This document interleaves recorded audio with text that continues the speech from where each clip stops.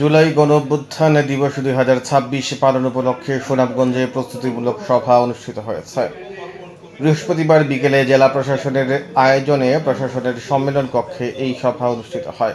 সুনামগঞ্জের জেলা প্রশাসক মোহাম্মদ মিনহাজুর রহমানের সভাপতিত্বে ও অতিরিক্ত জেলা প্রশাসক সার্বিক মতিউর রহমান খানের সঞ্চালনায় প্রস্তুতিমূলক সভায় বক্তব্য রাখেন অতিরিক্ত জেলা প্রশাসক রাজস্ব তাপসশীল, অতিরিক্ত জেলা প্রশাসক শিক্ষা ও আইসিটি শাকিলা রহমান, অতিরিক্ত পুলিশ সুপার সদর সার্কেল চাতক চাকমা, জেলা বিএনপির আহ্বায়ক কমিটির সদস্য সরকারি public prosecutor advocate Mallik Moinuddin Suhel, advocate Sherenur Ali, জেলা বিএনপির সদস্য এবং জেলা হিন্দু বৌদ্ধ খ্রিস্টান ঐক্য কল্যাণ ফ্রন্টের আহ্বায়ক বাবু অশোক তালুকদার, সুনামগঞ্জে জুলাই যোদ্ধা আন্দোলন কমিটির সভাপতি হাফিজুর রহমান রাজু ও শান্তু প্রমুখ।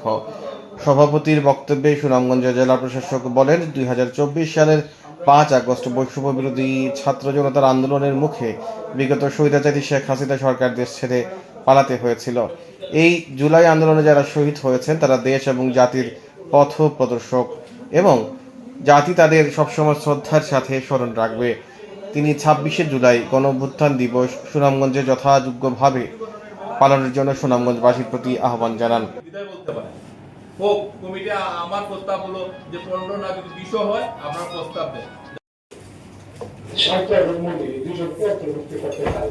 আপনারা যে আপাতত ডাক্তারটা আমরা লিখে দিচ্ছি ওই নামটা আমাদের আহত জুলাই যোদ্ধারা বিভিন্ন সময় যায়, তাদেরকে সুচিকিৎসা বা বিনা খরচে যে করা হয় না, এটা আপনারা একটু নলেজে রাখবেন।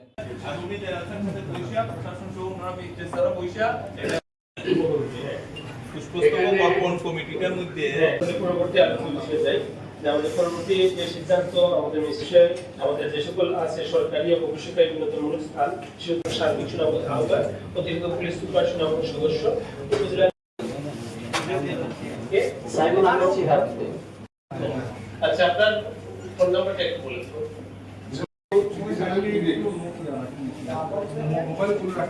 সেটা আমাদের সরকারি হসপিটাল, কারাগার, সরকারি শিশু পরিবার,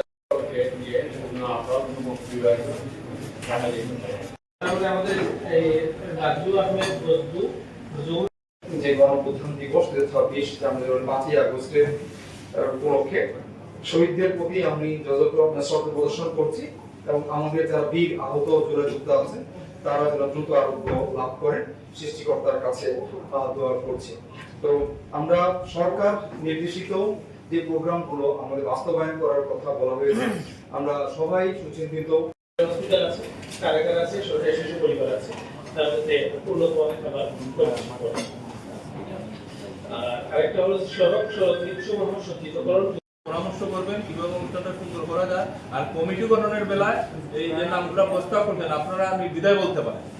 হোক কমিটি আমার প্রস্তাব হলো যে 15 না যদি 20 হয় আপনারা প্রস্তাব দেন।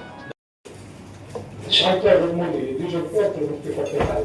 আপনারা যে আপাতত ডাক্তারটা আমরা লিখে দিচ্ছি ওই নামটা আমাদের আহত জুলাই যোদ্ধারা বিভিন্ন সময় যায়, তাদেরকে সুচিকিৎসা বা বিনা খরচে যে করা হয় না, এটা আপনারা একটু নলেজে রাখবেন।